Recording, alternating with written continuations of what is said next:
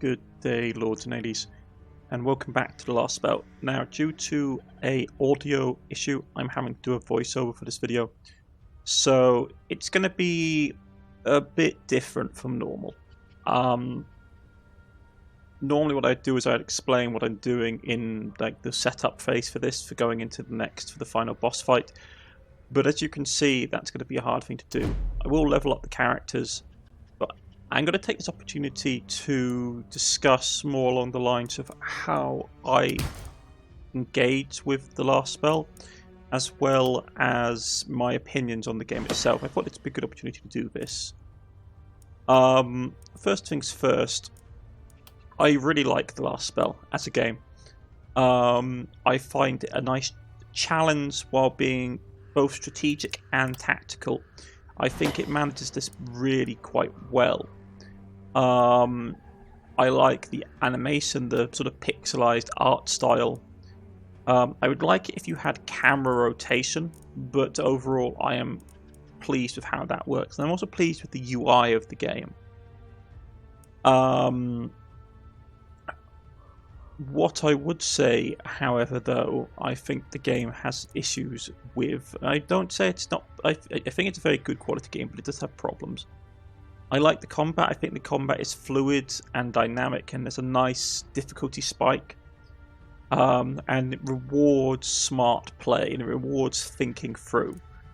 There are a lot, as you can see on the screen at the moment. There's a lot of different perks and combinations, and the characters are randomized enough that it adds variety without it being too heavy on RPG, so on RNG, to get the results you want. That being said, I do feel that there's some elements of the game that could realistically use an overhaul. There are certain mechanics which are nigh on pointless, especially if you're playing on the harder difficulties. They just stop being useful as stats. There's some core stats that aren't fantastic. So it's one of these sort of balancing acts that I find the game has. So if we're looking at character stats, if we're looking at, for example, Mavie, to be honest, if you're looking at the Mavie character right now, Dodge is basically, by people who play The Last Spell and a number of YouTubers that I've watched, most of them agree that Dodge is a pretty bad stat to invest points into, due to the fact that it caps out, I believe, at 100%. Unlike some other stats, you can't go over 100%. So it caps out at 100%, and the enemies always have ways of negating that. So you never get 100% dodge chance, which means that dodge builds are very, very unwise to have. And it's the same with, for example, armor. Like, there are always creatures that can like bypass armor, but unless you're really going heavy for an armor build, a lot of people say, well, it's better to deal damage than it is to basically take damage. But it does feel, when you watch more experienced YouTubers play this game, it definitely feels that certain stats should be buffed to make them more usable. It's the fact that, for example, dodge is not something that you should really be using, they say, or reliability. I've seen arguments that have basically said reliability is good and all to get your base damage level higher up, but you should really just get your base damage power. Basically, the difference between reliability and raw output is that reliability means that the lowest you can roll damage-wise is increased, while having just base damage up means that you're always going to be hitting harder anyway. And it's the same thing with stuff like with dodge. People argue that dodge, because it caps out and can be negated easily by enemies, certain, especially elite enemies, have a large amount of dodge nullification on them, that you should do stuff have either block or you should go with armor instead. Which I would really love it that this is one of the things I find with role-playing games, be it Dungeons and Dragons, Pathfinder, or anything like that, where certain stats are just considered to be better to have in general than others. In Dungeons and Dragons, dexterity is considered to be, unless you're going certain character classes, dexterity is considered to be better to have than constitution. Constitution is considered to be a dump stat, a stat that's not important, and you can pretty much ignore unless you're doing certain builds. And I find it the same in this game with stuff when they talk about stuff like dodge, that dodge is like, oh yeah, dodge isn't, you shouldn't really take any notice of dodge. Which shouldn't be how a game mechanic works. It's the same thing with like reliability. You shouldn't be able just to plow through the problem with having just more raw damage output. The reliability statistic or stat should have its place where you need to guarantee, if you want to say do a lot of crit hits, you need to basically have high reliability, because not only is your critical modifier impacted by your likelihood of doing a crit action, but it should be that it still rolls the base dice and picks damage from that roll, rather than going, okay, we're just going to have the higher number. Because like I've heard two arguments. Most people argue, from what I've seen, that if you're doing like a crit build, you just want to have raw damage output, and that overcomes, even if you roll low, you're still going to do a ton of crit damage. And then most people argue that reliability is like a pointless thing to use as a, from what I've seen, take this all with a pinch of salt, from what I've seen people on YouTube who play the game a lot basically argue, they say that it's better to have raw damage output than reliability. And I find that sad. I always find it's sad in game systems where certain stats get dumped to the wayside because from a meta perspective they're not as powerful as, say, raw damage. It's stuff like health regen. A lot of people argue that unless you're going certain builds, health regen is not needed. Or you're picking up certain perks, health regen is not needed. And I dislike that.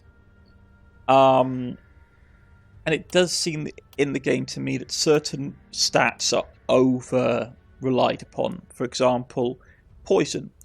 From what I've seen people talk about, poison is considered to be one, if not the most broken stats that you can have in the game. It's considered to be very easy to get high into the percentages. You can get up to like 500%, I believe. It's not affected by any sort of negatives or modifiers outside of its own stats, so it's pretty hard to like debuff it by using other items that don't have negatives to poison. It's unless you're deliberately trying to nerf poison with an item, nothing else really affects it. There's a lot of synergies with different abilities that work really well, and it's the same thing with critical. Critical is considered to be a similar sort of S-level stat to have if you're going for a majority of sort of damage dealing builds, because critical just gives you nothing but bonus damage. Yes, you may your critical power may not be high, so you may not be getting additional damage, but you're still doing extra damage. So having high critical is powerful as well. And I've seen all kinds of builds, people talking about having a high poison build and doing with dagger throwing like I did, and just sort of like sniping down bosses really easily, to people going high crit build and tying it in with AoE weapons and one or two other perks, and them literally just clearing whole waves of enemies on their own. That kind of thing I feel means that certain stats are given too much power. It's like, take example, stun is considered to be really powerful.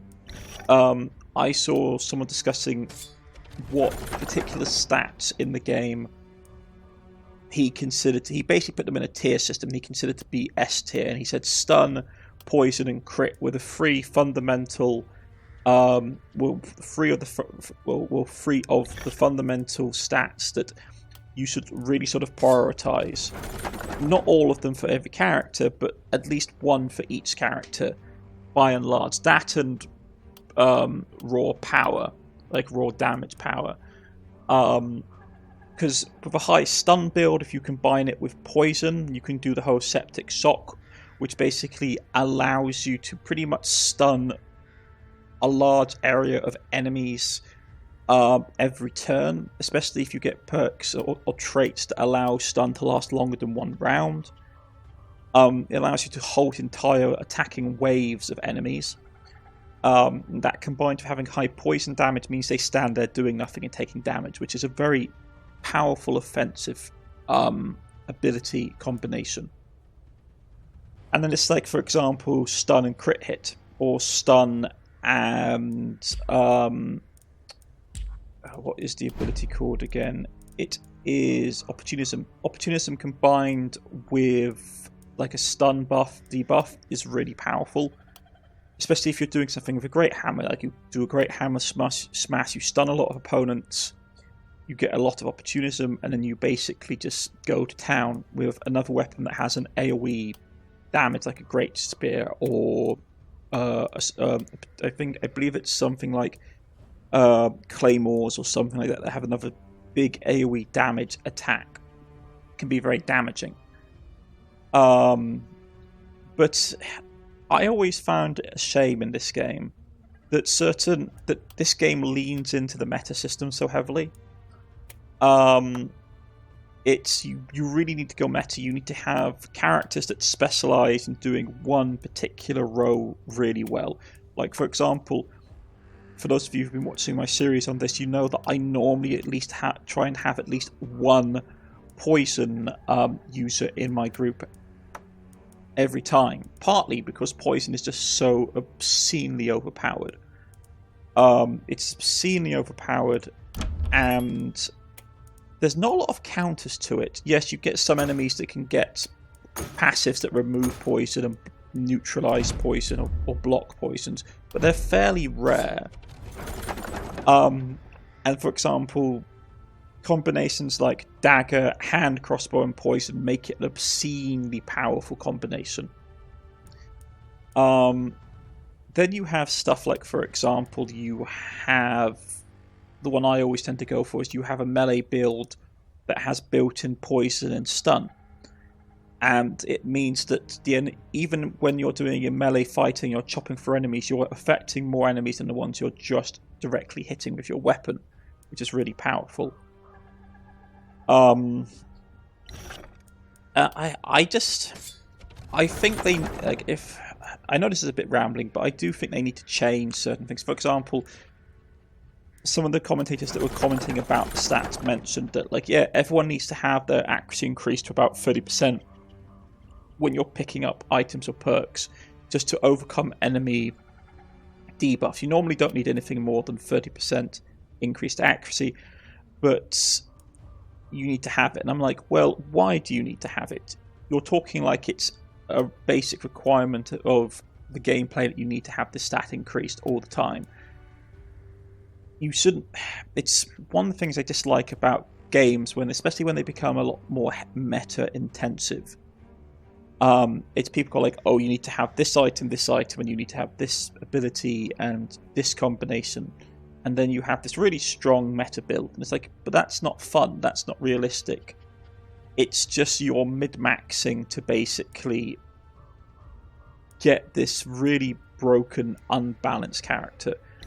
And in some ways, that is what it is. The nature of the last spell, I think, is that they expect you to do a lot of mid-maxing, a lot of meta building, and you have characters that are really, really, really good at doing one thing.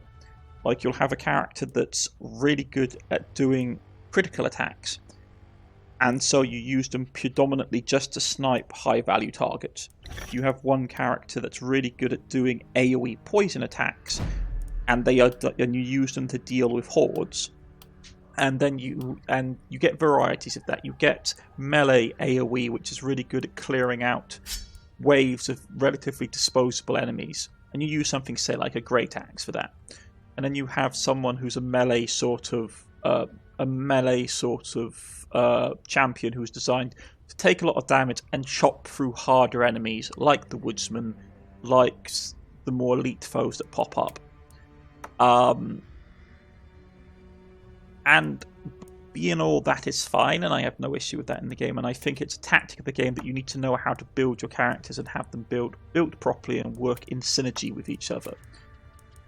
What I don't like is, for example, like, I was really interested. I thought, wow, maybe I could build like a dodge build, like have a dodge build with a dagger, have like a rogue class, and they can zip around and assassinate individual targets, and you have perks and you have skills that basically tie into this, like isolation, like opportunism, like some of the perk tree. But that's not how the game works, because of how dodge is nerfed by how the enemy attacks. So it means that if you're building a dodge character, they're going to take damage. So it's not really a point of building a melee rogue dodge character, because the game doesn't really allow you to do it well. And it's the same thing with having a character that has high reliability. Like, yeah, your reliability high, but your base damage gets outpaced. So it seems that there are stats in the game which were put in and just not used. And in this particular run, because I had watched, for this particular run that we're doing now, I watched a lot of content. A lot of other people playing last spell and discussing various things, and I looked into what was considered good strategies. And it's stuff like, for example, don't bother building the healing fountains or mana fountains. There's no point. Just buy potions, because the potions are more effective, they're reusable, and they don't take a worker. So it's either potions or scrolls that you use to basically get your health back, and you get your mana back. And it's stuff like, for example, don't bother building defences unless you're going for a particular defensive build. Defences are relatively pointless, so you just build crossbow towers, you build ballistic towers or ballistic towers, and maybe a little bit of defense, but not very much, and you just ignore the rest of it. It's there. It's not really important. You want to be offensive. You want to be outside the walls, which is fine, and I can understand why that gives you the best rewards from a certain standpoint, because obviously if you're outside the walls fighting, the enemies are not hitting on your door and you're not using up resources repairing the damage. What I dislike, for example, certain things just being automatically considered worse unless you're doing a particular build. Like, a lot of the traps that you get in this game are considered to be okay at best, due to the fact that they tend to be one-shot ponies. Unless you have certain perks available with certain characters, you use them like once or twice, and they're done for the night.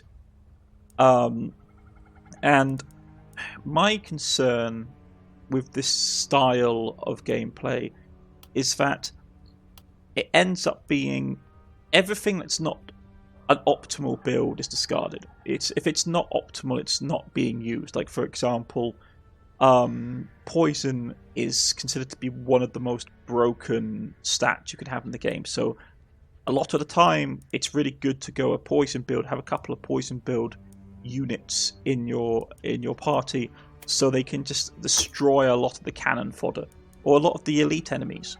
You have one poison user that's good at clearing out hordes, and you have one poison user that's good at clearing out elite enemies. And if you put them together on a field, they decimate. If you put them on one side of your base and an enemy turns up, they just decimate everybody.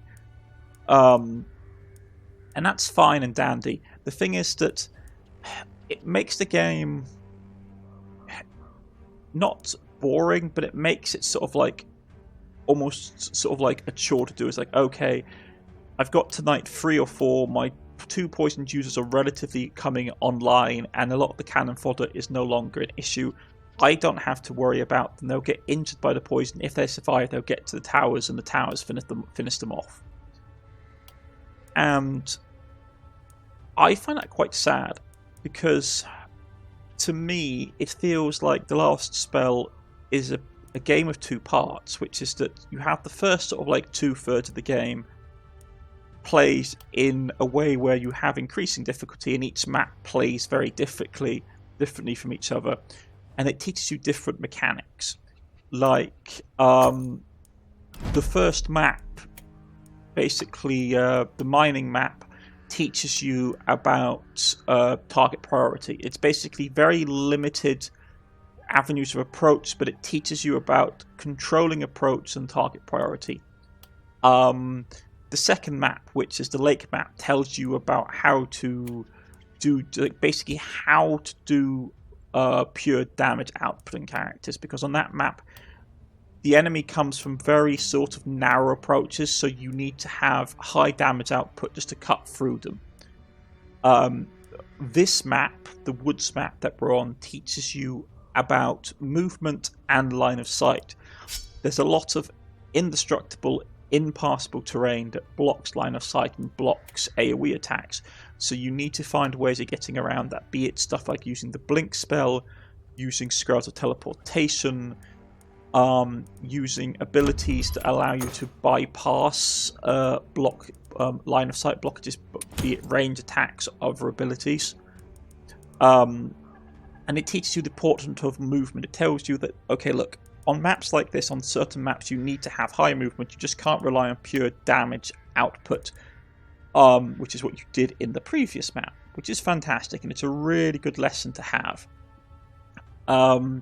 But then you get to the fourth map, and I haven't looked at the fourth map. I don't want to be spoiled for it, but a lot of people have said that the fourth map is where the game basically changes. The game becomes a very different beast from the fourth, and with the addition of the fifth map, I believe the fifth map has been added. With the addition of the fourth map, the game very radically changes and plays very differently, and becomes like, okay, you've got to this point, now you have, like, now you take everything that we've basically taught you in the previous 3 maps, and you have to crank it up to 11. You have to basically, you can no longer ignore certain things when it comes to how you build your base. You can no longer make poor, like, unoptimal stat picks. You have to go and plan, like, okay, this character's going to go this, and this, and we're going to pick these perks. We need to get these items, or this combination of items, to basically make them effective. And if we don't get them to this certain set level by this certain point on the map, of this certain night in the map, then we're in real trouble and we'll likely lose the game. And this is where another major issue with the last spell pops up.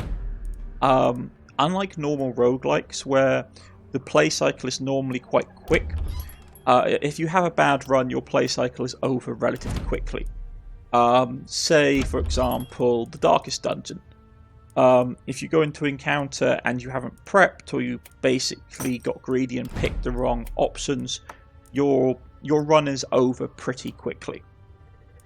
Same thing for Cave of Cud or anything like that.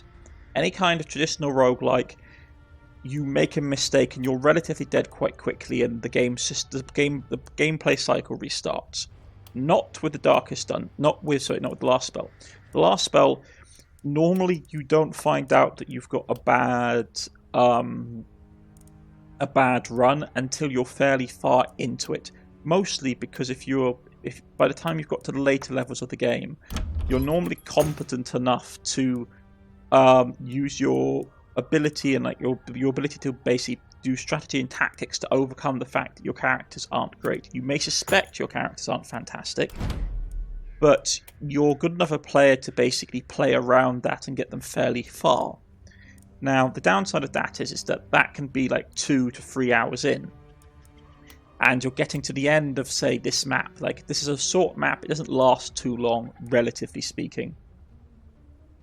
So you can play it for a fairly quick, like a few hours, and you get to the end of the map, only to find that you haven't built your character in the way that you needed to build them, and it's all over. And that can be really frustrating. It gets worse though, because if you think it's bad on maps like this, which are short, where you can put a couple of hours in, like 2 to 3 hours, and then lose, and it's frustrating because it's not a sort of amount of time. 2 to 3 hours for a roguelike to do a replay, like a gameplay cycle, is actually fairly long. So you think that's bad, but like later on in the game, like on the 4th map and on the 5th map, where you're getting much longer play, like for example, this is like what I think, like it's like what 6-7 days on 6-7 nights. It's not a particularly long map. I know that the 4th map is supposed to be, what, like 12 days or 14 days, something like that. It's basically noticeably longer, which means that you failing late game is now not sort of like 2 to 3 hours. You're looking at 3 to 4 hours, which can be really frustrating in a roguelike where you have the gameplay loop basically resets. And it's one of these things where it's just, I just wish that the game wasn't so heavily designed around meta building and mid-maxing. Because I get the feeling that like late game, the game really expects you to mid-max your socks off, to have very optimized characters that are really good at doing one thing, and one thing only. Partly because the late game, like the later maps, are supposed to be very hard and have lots of very unique enemy types that pop up. So, I don't know. Like, I know this is like a rambler, there's a voiceover, it's probably not going to be that interesting to listen to, but it's stuff like, for example, like if you look at the weapon options, some weapon options are just considered to be bad. Stuff like the crossbow is considered to be like one of the worst range weapons you can have. It's supposed to be okay, but it's not supposed to be great. And then you've got stuff like the hand crossbow, which if you're going for a poison build is considered to be really powerful because it just does pure poison damage, and it's great for sniping elite enemies. And then it just feels that it feels to me, unfortunately, that with how the game is structured, certain weapons just become default, like A-tier weapons that you should always have. People say stuff like the druid staff is considered to be a really powerful mage item to have because of the stats it normally comes equipped with, and stuff like spell book, because if you're doing an AoE damage build, like you use lightning or you're using lightning, you're basically really putting out the damage with it. Or like the orbs allow you to basically do targeted magical assassinations. So if you're going a crit build, it's really good to have an orb and an offhand dagger build, so you can basically have really high crit and just do magical assassinations all the time. I just find it frustrating. It's because like some weapons I just never use. It's like the greatsword, for example. Really high damage output on literally 1 or 2 targets, so you have to make a melee character with high action economy, or with high action point output, with high momentum as well, because the greatsword is predominantly a momentum weapon. And I don't know, it's like, for example, they say, oh, you should use the spear predominantly as a secondary weapon, have a different melee weapon, have a spear as a backup. It's like, well, what happens if I want to build a spear class? It's like, well, there aren't really the talents that allow you to build a pure like spear class effectively, because it's a 2-action economy. There's no perks that reduce action costs for abilities, and it's just maybe there is a combo and I haven't found it yet, but it just feels that some items are fundamentally better than others. And I don't like that. I like having it's like a classic example in D&D, which is that if you're doing a great weapon, if you're making a barbarian and you want to go with a great weapon, you always take the axe. Great axe, base damage, has the highest damage output, most reliable damage output. So it's why it's basically seen as sort of almost a meme at this point, a barbarian using a great axe. How many barbarians with spears do you see in fantasy? You don't. And that's the thing I find really annoying, because like it's like if I want to play the last spell, I want to make interesting builds. Like, okay, this seems cool. I want to try this. And it's like, yeah, well, you can, but it's not optimal. And if it's not optimal, you run the risk of losing the game. It's like, well, can I just do a single, like, a knife build? Like, do a rogue build? And it's like, yeah, you can, but if you're doing a rogue build, you need to basically have it built around crit, or you need to be built around poison because of how the knife works and how lacking dodges. I don't know. I mean, there are certain interesting ways you can play the game. Like I've seen people mention stuff like you can go what you call the corpse route, which is that you tear down all your buildings, build ballisticas just around your final spell location, and because of how corpses work in the game, the closer they get to the spell, the more likely is a corpse to spawn, and you just farm corpses. Which sounds interesting, and I would like to try that sometime. I don't know. I really like the last spell, but there's things, like I said about it, I don't like. I don't like the fact that some of the stats are just fundamentally considered dump stats because of how the mid-maxing in the game works. I don't like how some weapons are considered to be fundamentally just like pointless. Like the crossbow is considered to be like the weakest range weapon. It's like, well, shouldn't the crossbow be really good at dealing with armor? But it's like, no, if you want to get a full armor, you go with, say, a gun. And it's like, well, shouldn't the crossbow be better against armor? But like, should it be the crossbow's better against armor than, say, like a long bow or a short bow? But it's not as good armor pen as the gun, but it has some other functions to it. It's like, yeah, but it's a straight line attack. So I'm like, yeah, but you don't have that with the gun, and you don't have that with the longbow. Why is it just the crossbow has a direct straight line attack pattern? And the game doesn't say why. It's just the way it tries to justify it by saying, well, you can hit multiple targets with the crossbow. Like you can do like a line attack that goes for multiple targets.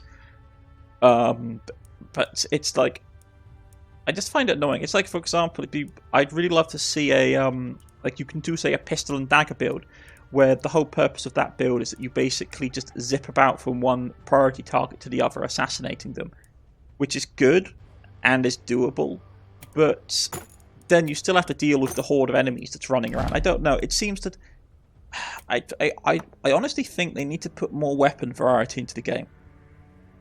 I think it needs to be something like maybe having something like maces, like one-handed and two-handed maces would be nice, rather than just hammers. Maybe do something like one- and two-handed spears, or pole arms. Have something like a sort of like a different kind of pole arm category, which is just like two-handed and one-handed pole arms. Stuff like a bardix or a billhook, or maybe have like long reach weapons like a pike, where it gives you a lot of range at distance, but you're having to play the range game. You're having to keep the enemy from getting too close to you. It'd be nice to have just different weapon options for them to fill different roles. It would also be nice for dodge and sort of like sort of reliability to play a more important role. Maybe have it so dodge isn't so easily countered by the enemy. So it's like you can go armor or you can go dodge. And if you have high dodge, yes, if you get hit, you take damage. But the fact is that if you build a dodge character really well, a lot of the mook enemies can't hit you. So it fills in that role for the rogue, of like a rogue build, where it can be, okay, I've got a character that's really good at going after like elite bosses or elite enemy units, but they need to kill them as quickly as possible, because if they get hit, they're going to take damage because they haven't got the armor. So it's that sort of almost class cannon build where you're sending out a rogue character to hunt down an elite foe. And I like that kind of dynamic, which I feel kind of lacks currently in the game, which is that normally what happens is that an elite enemy turns up and you either attack them with a crit-built range unit, be it a mage user or a sharpshooter build using a musket or the like, or you nerf them using a debuff spell, and then you just send in a melee AoE character, and they just chop the guy down over a couple of turns. Because that's just how it feels to me. Or you do the really basic thing, which is that you find that you see an elite enemy, he's got a ton of armor, a ton of health. What do? You throw poison on him, and you just like spam a bunch of ranged poison throwing attacks, and within a couple of turns he's dead. Or if he's not dead, he's dead enough that the turrets and poison will finish him off. I don't know. This is me like rambling, to be honest. Just discussing in general how I feel about the last spell. But I do think it's a good game. Do I think it's perfect? No. Do I think it's for everybody? No. But I do like it. I do think it needs to be improved, though. I'd like to see extra content added. I'd like to see more weapons, more perks. I think the problem is a lot of the meta, like mid-maxing and meta building in the game, happens because there's not enough perk variety. So it basically doesn't force the players to be more diverse in how they pick stuff. It's like, okay, as long as I have this tree and this tree, there's a good chance that I can pull off this combo because these perks normally appear in this tree. And it's the same thing with defenses. It should be the game should say, like, okay, you can go without defenses, but it's penalizes you if you don't. Like, if you get enemies get in and you don't have defenses, they're not going to hit like a random wall, a random turret. They're going straight for your spell. So there should be more of a focus on having defenses, I think, just to a degree, to make it more sort of balanced. But that's just how I feel. This is me, Cornish-knight, and this has been the last spell. And next time we will deal with the boss fight, and I shall see you all again soon. Goodbye.